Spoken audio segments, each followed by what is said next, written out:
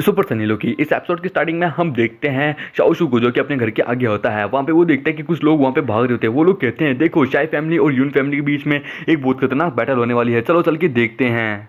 फिर तभी वो कहता है क्या आखिरकार ये लोग सभी लोग बाहर जा रहे हैं उस फाइट को देखने के लिए। और पर लेकिन एक मिनट, ये अंदर से आवाज़ कौन आ रही है? अंदर कौन है? देखते हैं अंदर एक बंदा अपनी स्वॉर्डमैनशिप की प्रैक्टिस कर रहा होता है और ये और कोई नहीं होता, ये होता है शाओशू का अंकल। कि अंकल वहाँ पे उसको देख के कहते हैं शाओशू, ओ तो तुम यहाँ क्या करने आए हो? ये सुन के वो कहता है मैं यहाँ थोड़ी सी ट्रेनिंग करने आया हूँ, थोड़ी प्रैक्टिस करने आया हूँ।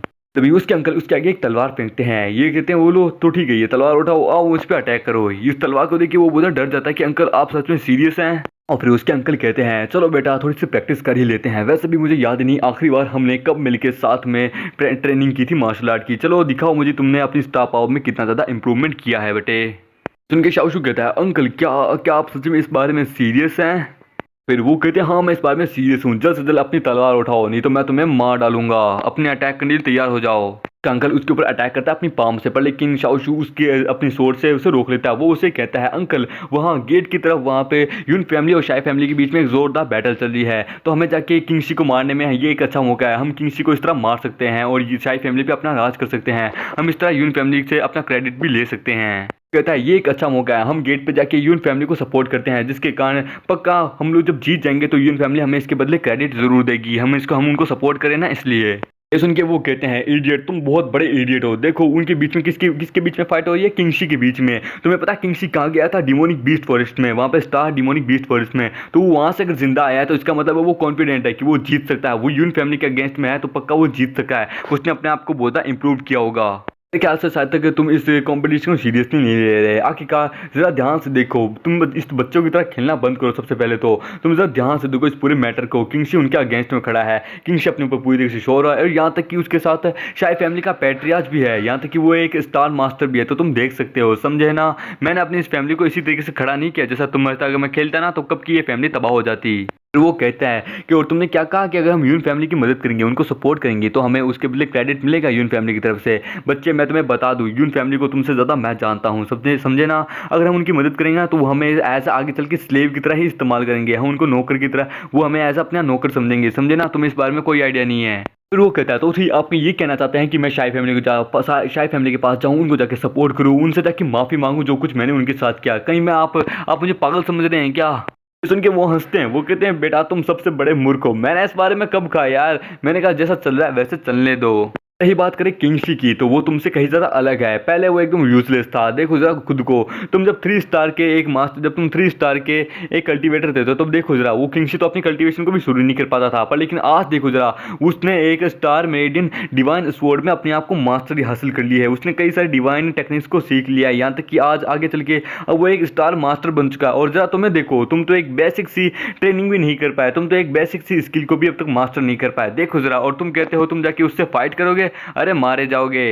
हे किड देखो, तुम्हारी जो आंट है उसने तुम्हें पाल पोस के आधा बड़ा किया था, पर लेकिन जब तुम छोटे थे तब वो मर गए थे और उन्होंने तुम्हारा पूरा जिम्मा मुझे दे दिया, क्योंकि वो मुझ पे भरोसा करते थे। अगर वो मुझ पे भरोसा नहीं करते तो ऐसा काम कभी नहीं होता। अगर वो मुझ पे सबसे ज़्यादा भरोसा नहीं करती, मुझे सपोर्ट नहीं करती, तो मैं सच बता रहा हूँ, जैसे मैंने अपने बच्चों को मारा वैसे मैं क्या पता तुम्हें भी मार ही देता। तुम्हारा खेल तो मैं बचपन में ही खत्म कर देता, पर लेकिन उन्होंने मुझ पर भरोसा किया था इसलिए मैं तुम्हें बड़ा किया था। और फिर अभी वहाँ पे एक नौकर आता है, वो कहता है यंग लोड आपने जैसा कहा था मैं गाड़ी लेके आ चुका हूँ, आप तैयार हैं?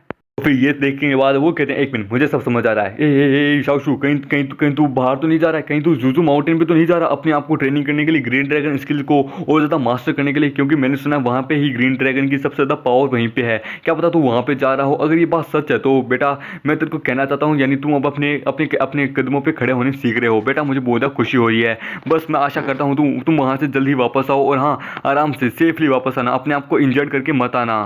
वो उसको जाता हुआ देख के कहते हैं मैं आशा करता हूँ बेटा जब तुम वहाँ से वापस आओ तो कम से कम तुम अपने पैरों पे तो खड़े होना सीख ही जाओ। कम से कम किस प्रकार से रिस्पॉन्सिबिलिटी से भागते नहीं उनका सामना करते हैं वो तुम सीख जाओ। बाकी सब मैं संभालूंगा, चीज़ों की रिस्पॉन्सिबिलिटी मेरे पे है। अब मुझे सब कुछ अपने कदमों पे उठाना होगा। फिर हम देखते हैं फिन सीन सबसे बैटल पे आता है। हम देखते हैं जो यून फैमिली का पैट्रियार्च होता है वो कहता है अरे बाप रे, तुम्हारे पास तो दो स्टार मास्टर लेवल के बंदे हैं और यहाँ तक कि तुम खुद एक स्टार मास्टर बन चुके हो। फिर वो उन लोगों को ऑर्डर देता है कि जाओ जाके इन सबको मार डालो और वो लोग भी बढ़ जाते हैं। वो कहता है कि मैं जानता हूँ ये जो फाइट होने वाली है ये इतनी आसान नहीं होने वाली है, क्योंकि ये सारे के सारे अभी ऐसे सारे जितने भी बंदे हैं ये सारे के सारे अपने अपने स्टार बिगिनिंग लेवल पे हैं, पर लेकिन इनका सामना 3 स्टार मास्टर से होने वाला है। मैं ये देखना चाहता हूँ कि क्या पता हम जीते या नहीं जीते, पर लेकिन हमारे जीतने के चांसेस अब शायद तक मुझे कम लग रहे हैं। देखते हैं वो सारे के सारे हमारे किंगशिप पे टूट पड़ते हैं अटैक करने के लिए, पर लेकिन तभी हमारे किंगशिप अपनी पावर को रिलीज करता है, ब्लैक टर्टल की पावर को रिलीज करता है और उन सबको दूर कर देता है।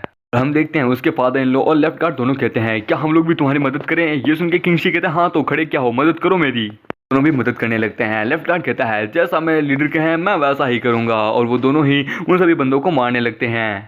सारे सारे एकदम साथ मिलके हमारे किंगशिप का सपोर्ट कर रहे होते हैं, उनको मार रहे होते हैं।